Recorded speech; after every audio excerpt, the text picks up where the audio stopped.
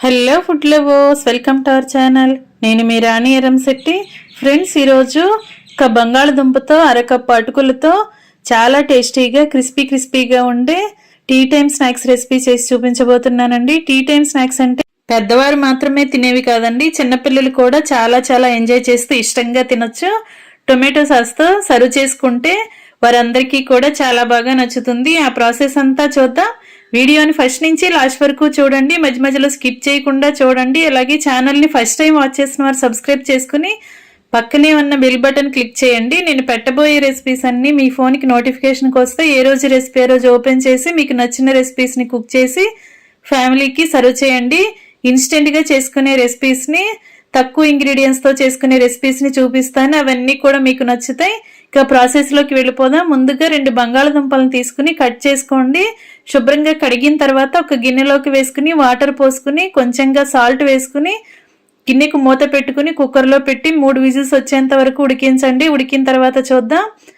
ఈ లోపుగా మనం అరకప్పు అటుకుల్ని తీసుకుని వాటిని శుభ్రం చేసుకోండి. డస్ట్ అనేది ఉంటుంది కదా, అలా ఏమీ లేకుండా శుభ్రం చేసుకుని ఒక గిన్నెలోకి వాటర్ తీసుకోండి. వాటర్లోకి ఈ అటుకుల్ని వేసుకుని ఇలా శుభ్రంగా కడగండి. చేత్తో బాగా కడిగినట్లయితే ఉరికంతా కూడా పోతుంది. ఇలా కడిగిన తర్వాత వాటర్ అన్ని తీసేయండి. ఇప్పుడు ఫ్రెష్గా ఉన్న వాటర్ని పోసుకోండి. కొంచెంగా మాత్రమే పోయండి, నేను చూపించినన్ని మాత్రమే పోయండి. 2-3 టేబుల్ స్పూన్లు పోస్తే సరిపోతుంది. అవన్నీ పోసిన తర్వాత అటుకుల్ని మూత పెట్టుకుని నానబెట్టండి. ఒక 5 నిమిషాలు నానినట్లయితే అటుకులన్నీ వాటర్ని బాగా పీల్చుకుంటాయి. తర్వాత చూద్దాం. ఈ లోపుగా మనం బంగాళదుంపని ఉడికించాం కదా, దానిలో ఉన్న వాటర్ అన్ని తీసేసి పైపీలంతా ఓపెన్ చేసుకుని ఇలా చూపిస్తున్నానండి. చల్లారిన తర్వాత చూపిస్తున్నాను. బంగాళదుంప ఉడికింది కదా, ఇలా మనం చేత్తో నొక్కినట్లయితే మెత్తగా అయిపోవాలి. ఈ విధంగా ఉడికించండి. ఇప్పుడు ఒక మిక్సింగ్ బౌల్ తీసుకుని దానిలోకి నానబెట్టుకున్న అటుకుల్ని వేసుకోండి. అలాగే బంగాళదుంపని కూడా గ్రేటర్తో తురుముకోండి.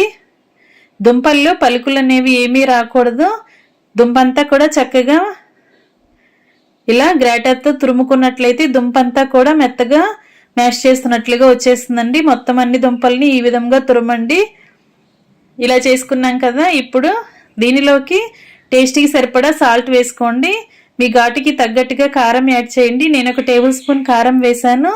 అలాగే 1 టీ స్పూన్ ధనియాల పొడి, 1/2 టీ స్పూన్ జీలకర్ర, 1 టీ స్పూన్ అల్లం వెల్లుల్లి పేస్ట్ వేసుకోండి. అలాగే 1 టేబుల్ స్పూన్ గరం మసాలా కూడా వేసుకుని 1/2 టీ స్పూన్ వాము వేసుకోండి. ఇప్పుడు 1 అరకప్పు శనగపిండి, 1/2 కప్పు బియ్యం పిండి వేసుకోండి. పొడి బియ్యంని మరపట్టించుకున్న పిండి.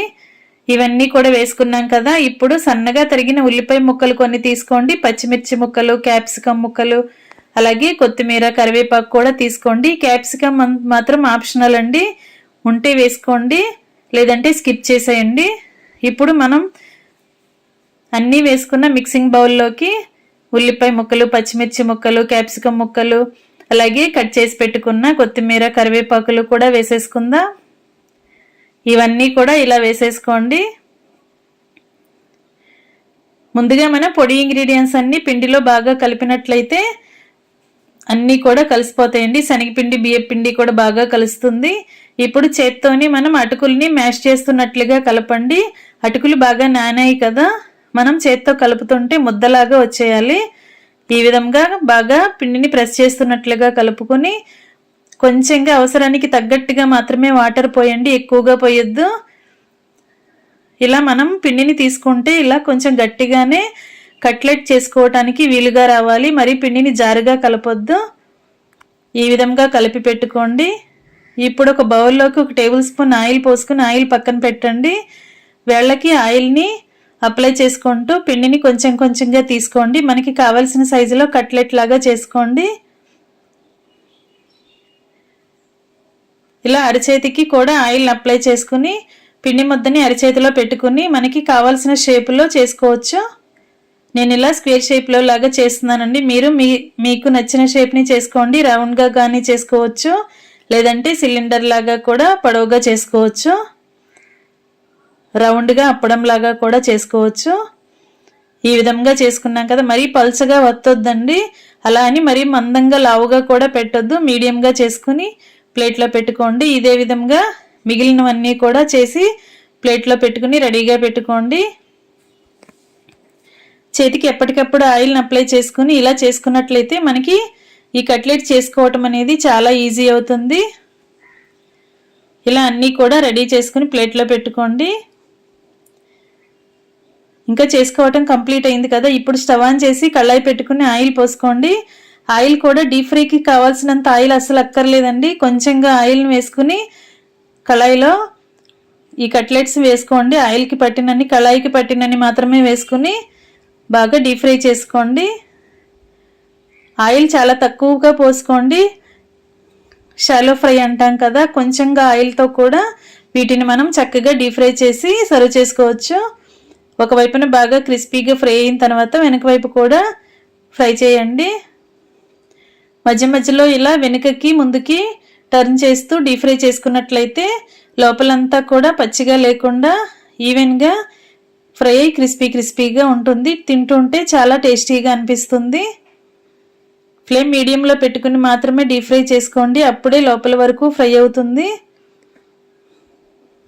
లేదంటే లోపలంతా కూడా పచ్చిగా అనిపిస్తుందండి.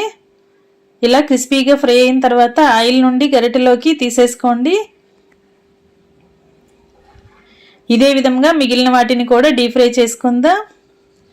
ఫ్రెండ్స్, ఛానల్ని ఫస్ట్ టైం వాచ్ చేసిన వారైతే సబ్స్క్రైబ్ చేసుకుని పక్కనే ఉన్న బెల్ బటన్ క్లిక్ చేయటం మాత్రం మర్చిపోకండి. డైలీ నేను పెట్టబోయే రెసిపీస్ని చూడండి. మీకు నచ్చిన రెసిపీస్ని కుక్ చేసి పిల్లలకి సర్వ్ చేయండి.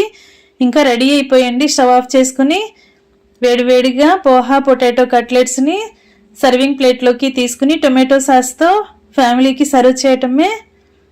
మీ అందరూ కూడా ఒక్కసారి ఈ విధంగా ట్రై చేసి చూడండి. మీకు కూడా ఈ రెసిపీ చాలా బాగా నచ్చుతుంది. ఇన్స్టెంట్గా చేసుకునే బ్రేక్ఫాస్ట్ అనొచ్చు, టీ టైం స్నాక్స్ అనొచ్చు. చాలా చాలా టేస్టీ రెసిపీ అండి. ఖచ్చితంగా ట్రై చేయండి. వీడియో నచ్చితే లైక్ చేయటం మాత్రం మర్చిపోకండి. మీ ఫ్రెండ్స్కి, ఫ్యామిలీ మెంబర్స్కి రెసిపీ షేర్ చేయండి. ఇలా మనం డైరెక్ట్గా కూడా తినొచ్చండి, లేదంటే టొమాటో సాస్తో సర్వ్ చేసుకోండి. Thanks for watching. నేను మీ రాణి ఎర్రంశెట్టి.